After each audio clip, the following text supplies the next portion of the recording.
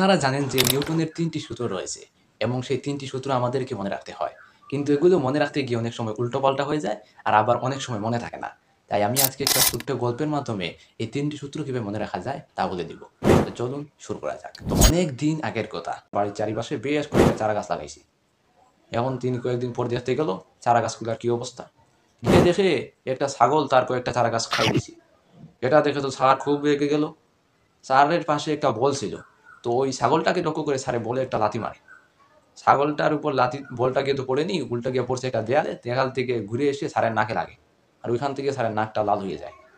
তো এখান থেকে স্যার তার প্রথম সূত্রটি আবিষ্কার করেন, সেটি হচ্ছে বল প্রয়োগ না করলে স্থির বস্তু চিরকাল স্থির এবং সমবেগে চলতে থাকা বস্তু সমবেগে চলতে থাকবে।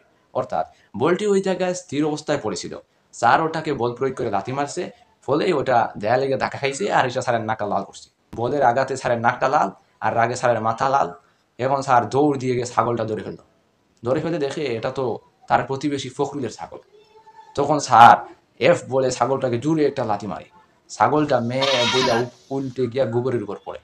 এখান থেকে স্যার তার দ্বিতীয় সূত্রটি আবিষ্কার করেন, সেটি হচ্ছে F equal to M A. বস্তুর ভরবেগের পরিবর্তনের হার তার উপর প্রযুক্ত বলের সমানুপাতিক এবং বল যেদিকে ক্রিয়া করে বস্তুর ভরবেগের পরিবর্তন ঘটে সেদিকে। এরপর ছাগলটা যে লাথি খাইলো এর উপর গিয়ে গোবরের উপর পড়লো। এতে ছাগলের তো খুব ইনসাল্ট বোধ হয়, আমার এত বড় অপমান, লাথি খাইলাম তা আবার গোবরের উপর গিয়ে পড়লাম। এতে ছাগলটা রেগে মেগে সে গিয়েই সারের কোমরে একটা গুঁতা মারে। এক গুঁতা সারের কোমরটা একবার ঠেলা অর্থাৎ ভেঙে যায়। এখান থেকেই সার তার তৃতীয় সূত্রটি আবিষ্কার করেন, সেটি হচ্ছে প্রত্যেক ক্রিয়ারই সমান বিপরীত প্রতিক্রিয়া রয়েছে। অর্থাৎ সার ছাগলটারে লাথি মাইরা ক্রিয়া করছে আর ছাগলটা সারে গুঁতা মাইরা প্রতিক্রিয়া দেখাইছে। এটি হচ্ছে নিউটনের ৩টি সূত্র।